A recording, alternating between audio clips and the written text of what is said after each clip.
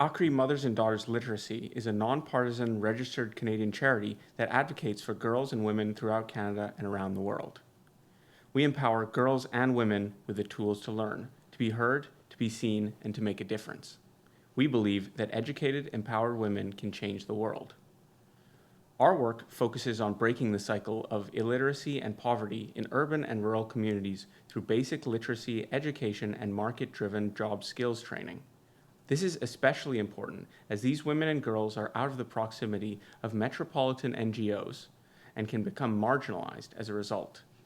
AKHRI removes such barriers to education and opportunity, helping them reach their full potential to build brighter, more self-sufficient futures. So to start us off, could you each introduce yourselves and what drew you to Mount Kenya for AKHRI? Yeah. My name is Yasin and is it how I joined? Mm-hmm. Yeah. I ended up joining AKHRI on their last hike in Kilimanjaro. So I contributed to that through my sister and my father that also participated.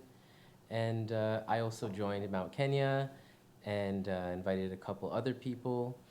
And and I'm here now, pretty much. I live in Montreal currently and working there, but yeah. Interesting. Well, my name is Émeric, and how I joined AKHRI, well, Yasin just invited me for the hike in Mount Kenya, and I thought it was a great opportunity to support a good cause and do an amazing hike. So, yeah, I said yeah pretty much instantly. And I also live in Montreal and work there. That's pretty much it for me. My name is Michael. I'm also staying in Montreal, but originally from Ottawa. And I first found out of AKHRI back last year when they did the hike for Kilimanjaro. And unfortunately, I was finishing up my last semester in school, so I couldn't make it. But once Yasin gave me the invite for Mount Kenya, I jumped on that right away. Yeah. Interesting. So what made you all want to do this hike so quickly? I mean, I know it's quite a commitment. Mount Kilimanjaro is the highest peak in Africa, if I know correctly, and Mount Kenya is the second highest. What made you feel like you even had the ability to do something like that? Yeah, I mean, I don't think I trusted in myself in the first place for sure. It was, yeah, like Émeric said, for a good cause. And a lot of it, at least for Kilimanjaro, the stress of it made me want to train and prepare more for it. And funnily enough, I think because I was able to get to the peak of Kilimanjaro, I maybe didn't train as much for Mount Kenya. And maybe that impacted the climb, but they're different mountains as well. I think through everyone sharing their experience as well, training for it, definitely motivated me to try harder and the confidence, I guess, in yourself as well. But I don't know, what about you guys? Yeah, I think I was like super nervous at first. I mean, I did not think I was ready at all, but I knew if I just signed up for it and it was like a goal to achieve, I was gonna train for it and get ready. So I felt like no matter what, I was going to do whatever it took to get there, and it was good motivation. Plus doing it with some friends, how could I say no to that? It's a super fun time. Yeah, I don't know. I didn't have a whole lot of faith. I don't think it really hit me until we were like probably in the truck ride, like pulling into the mountain, where I'm like, oh yeah, we really signed up for this. Or like the first time it started raining, like at base camp. Mm-hmm. But I don't know. I knew we had like a solid group of people around us, so it was super motivating to have individuals that were like uplifting and also kind of in the same headspace of it's a big challenge, but I think if we pull it all together, like we'll get through it. Yeah, but even now I'm still a bit like shocked that I even made it up there and down in the same breath. So, yeah. Interesting. You guys talked about preparation. How was that in comparison to actually doing it? Did you find some sort of camaraderie when you were preparing, or did you do that more solo and in the gym or something? Yeah, I felt it was more solo. Yeah, like in the gym, and took up running a bit more also. practice like my cardio and Yeah. get some legs in the gym. Yeah. Yeah. But I don't think I preferred enough. Like, Well, we were snowboarding a bit in the winter. Maybe that helped. I don't really think Maybe. that translates over. yeah, got used to the cold, I guess. I guess. And the group spirit. Yeah. Do you have any highlights? You mentioned the first rain up there, Michael. Was there any other highlights or maybe some lowlights you wanted to talk about? Oh, definitely a lot of lowlights. No, highlights, probably like the drive-in. Like, it was a very scenic drive-in. I'll never forget when we turned onto the national park and I like saw my first zebra.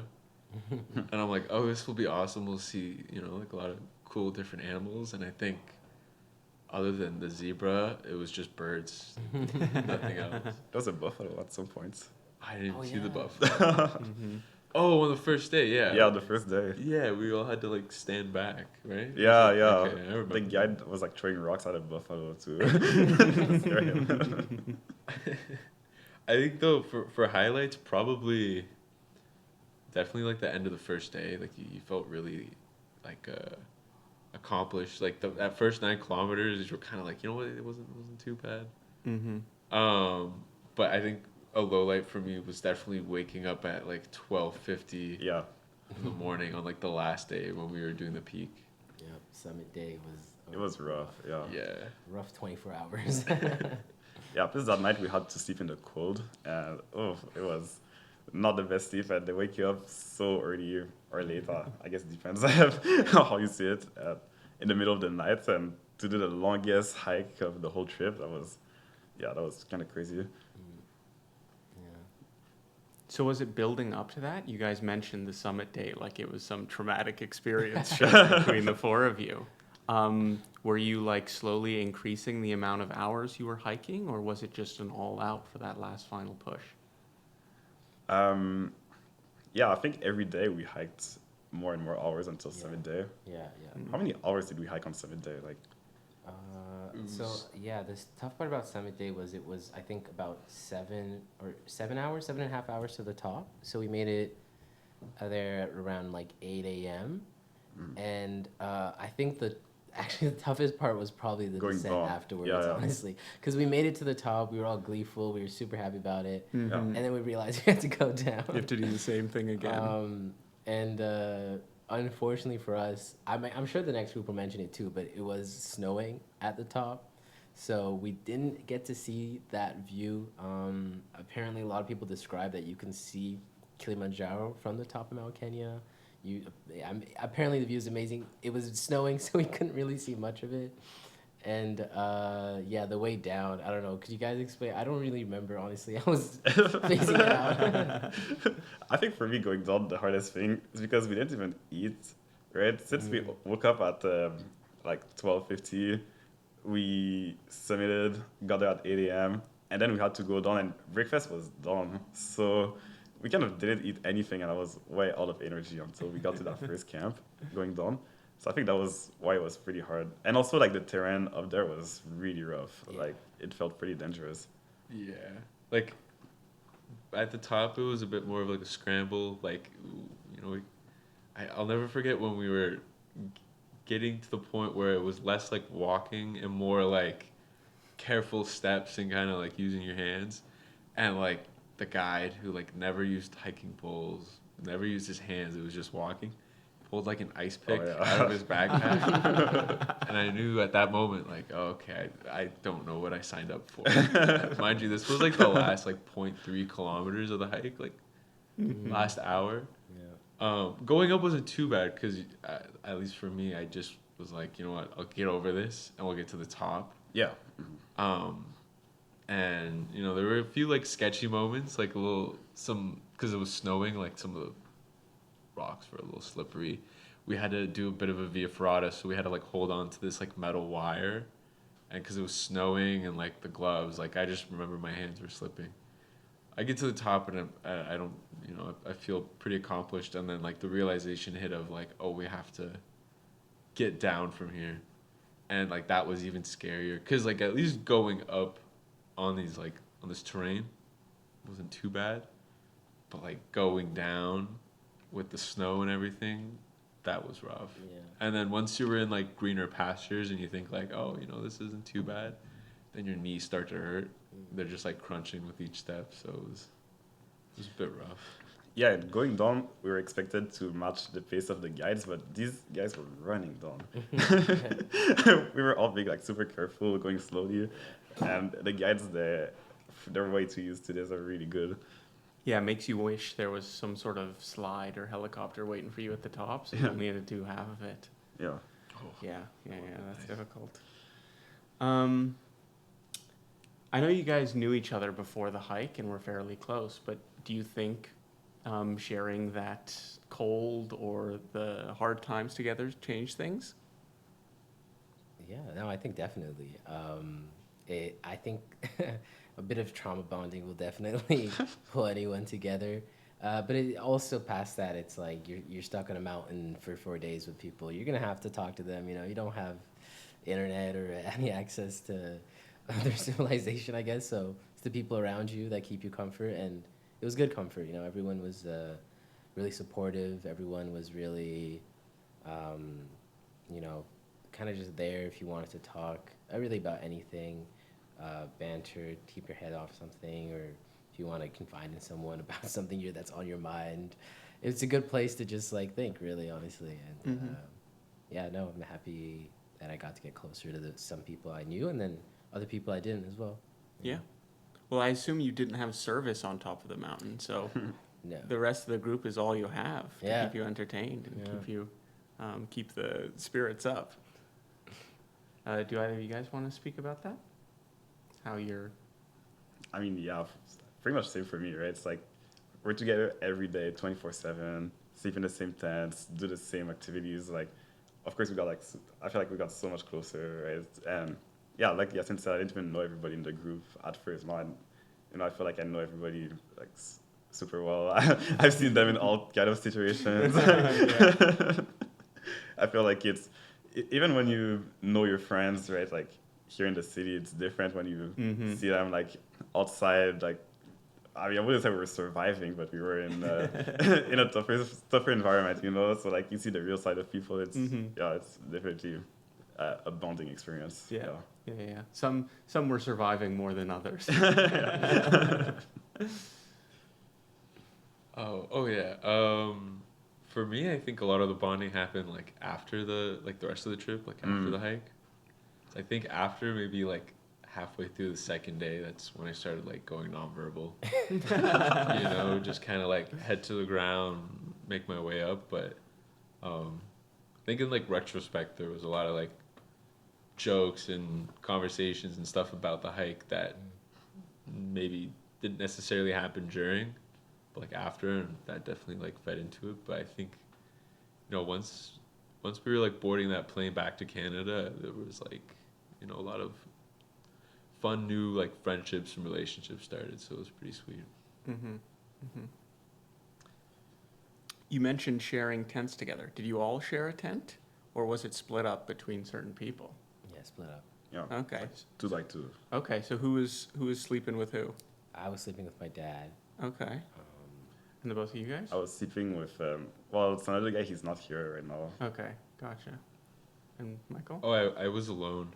So we had the option of you could either be with someone or be by yourself. Okay. And so me and Toby, another one of the hikers, I guess we opted for being alone, which I guess kind of worked out because from what I was told, the tents were smaller than what was expected. So Interesting. Yeah, looking back, I kind of wish I did that. Yeah. Not because it was too small for me and my dad, just because my dad snores. In an enclosed Snores, space with that? Yeah. A lot of reverb. That's why I was happy I was alone, because I think by the second night, like I was like leaving the tent probably every like 30 minutes to an hour just to use the washroom. Because I was drinking so much water like, on that second day. So I would have woke someone up, I think. And who carried up the tents? Were you carrying the tents yourselves? Oh God, no. No. Did you put that on the guides? We would not really. Porters as well. Yeah. There was like a full team of about 20-ish people that were also up there helping us. Wow. Yeah, and thank God to them because they were amazing. Honestly, Yeah. they pulled us through our darkest moments. Do you think you could have done it yourselves now that you've got the experience? Do you think you can shoulder that extra weight, the extra burden? I don't think so. I wish, but no. Like maybe one extra bag or something. But like everything when it came to like the cooking gear and then like the tents and all the even like the water and all that, like I don't know if I could do that myself. Mm-hmm. I think maybe if we did like way shorter distance every day, this would Yeah. have time to set things up. But even then, it would be Yeah. so much harder. Yeah. Yeah. Time to stretch it out and acclimate. Yeah, I get that. Mhm. Yeah. I think in processes like these, you don't quite understand how much goes into it until you're properly like in the thick of it, that there's so many things you don't consider, like cooking gear, like who's going to carry all the food, all the extra things that are shared between people, the tents. Yeah. So it gives you a real appreciation for the people that go through this every day. I mean, you were mentioning the guides who do this as their full-time job. I can't imagine every day waking up and being like, okay, it's time to climb the mountain the third time this week or something.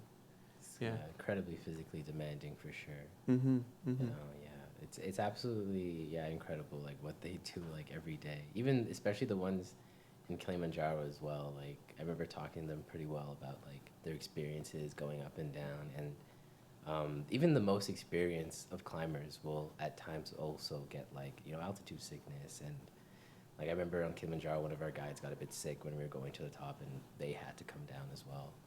So Wow. it's definitely physically demanding job. Yeah. Mm-hmm.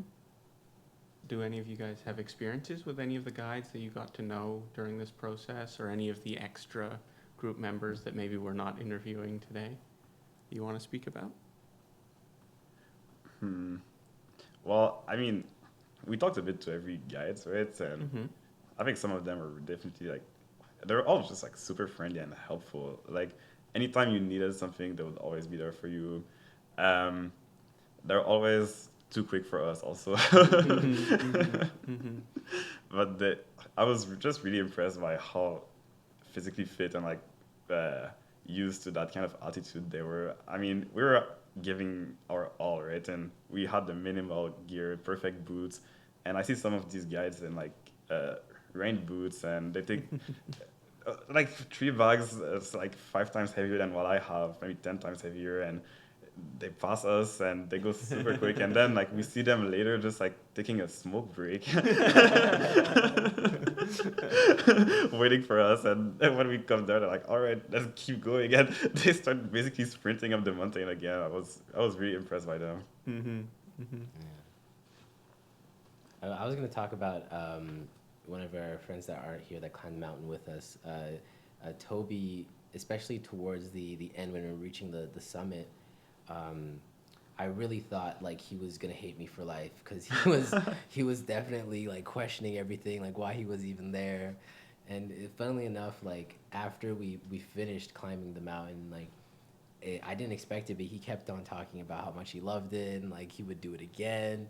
And I was in shock about it, but I'm happy that he was there to experience it with us too. Unfortunately, he's not here today, but yeah, it was great to climb it with him too.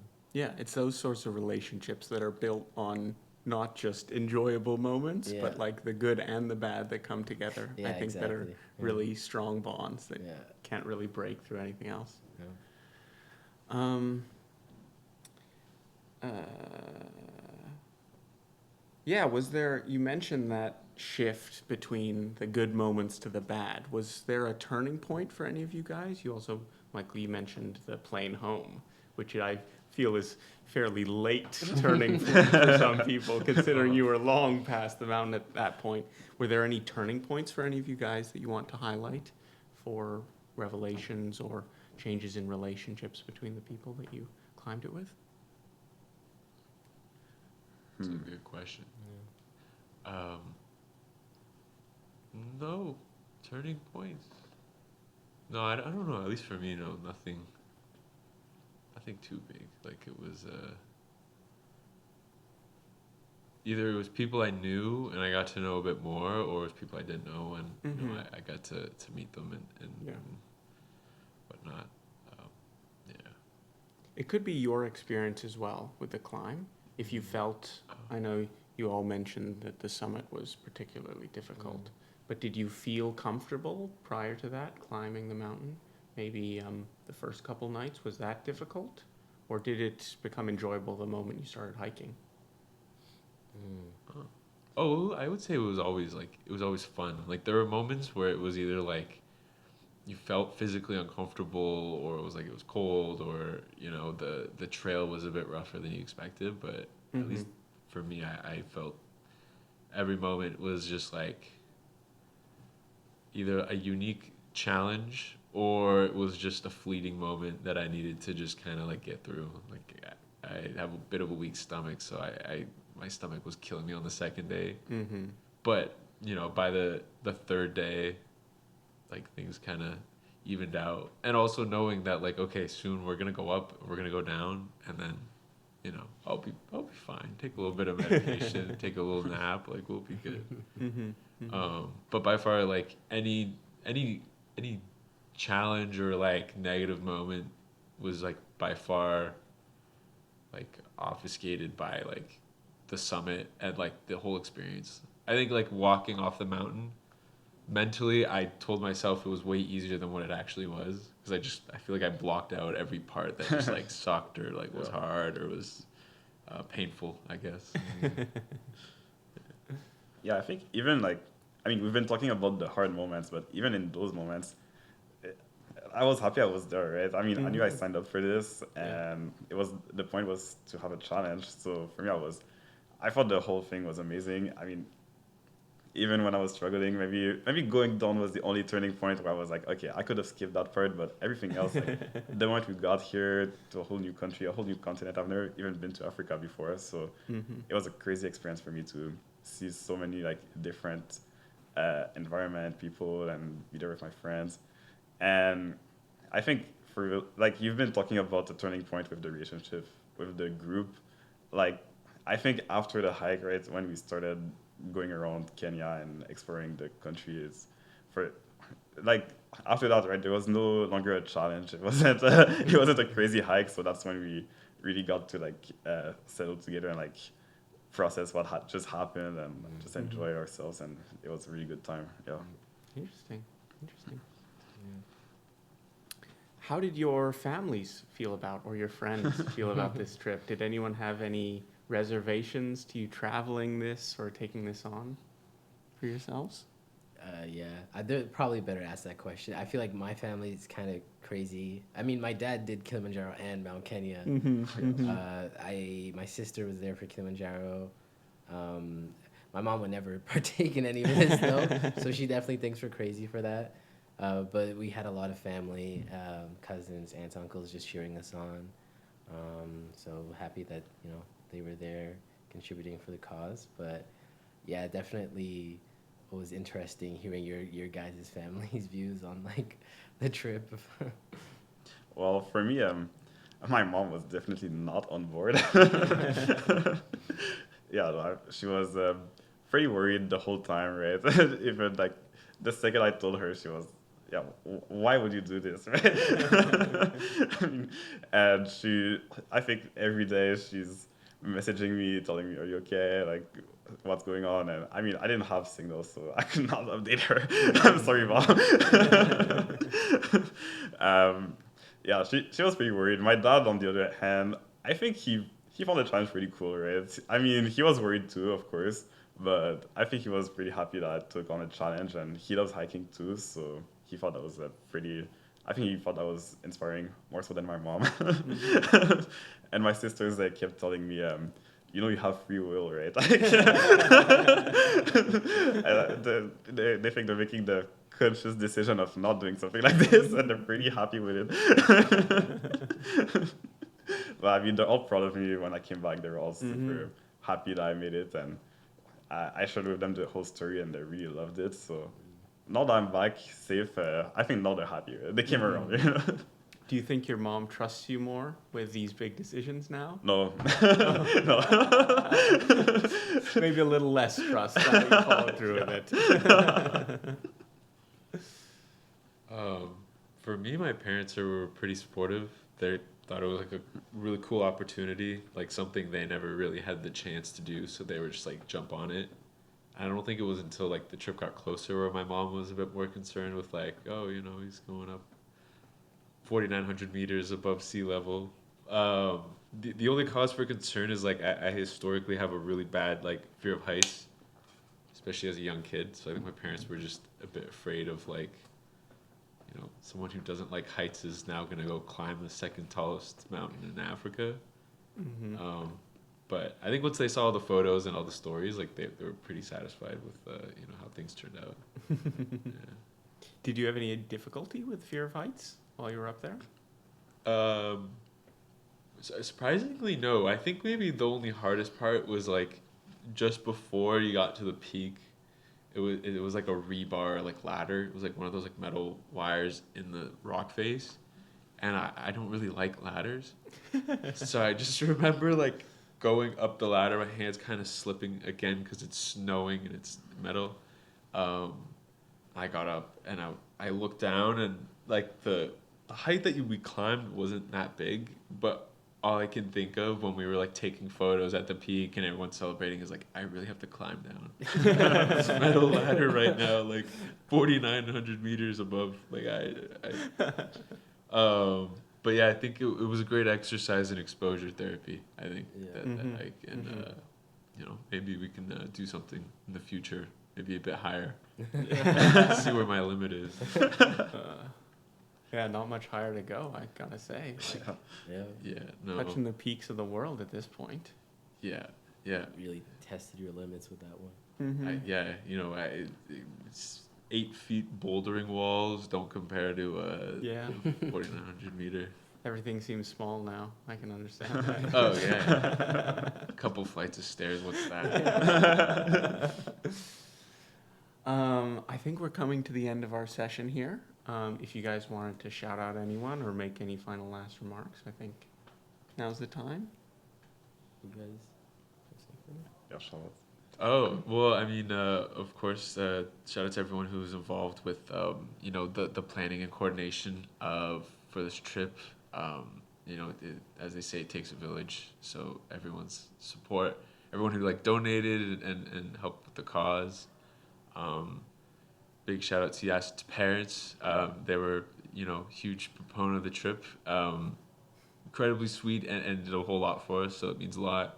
Thank you, you know, for your time as well, setting up this podcast. It's nice to get everyone together and talk about the trip, you know, a month later. I don't know, you guys. Yeah, big thanks to your parents, Yasin. I mean, they hosted us and they planned so much of the trip. And Yasin for inviting me, of course. Experience of a lifetime, you know. Yeah, I really liked it. Yeah, I mean, they're definitely glad to host, and I would say big thanks to AKHRI and everyone involved, and for both Kilimanjaro and Mount Kenya, and having done and raised over, you know, $10,000 and $20,000 for each hike has been a major contribution, and thank you so much for just letting us participate in that, and you know, putting our support and helping out as we can, and giving us amazing experiences while we were at it too. So yeah. Great. Well, it was great to talk to you guys and great to have you on, and great to have you supporting AKHRI. I mean, it's a cause that we all believe in and doing good things in the world with good people. So I couldn't want it any other way. Great to talk to you.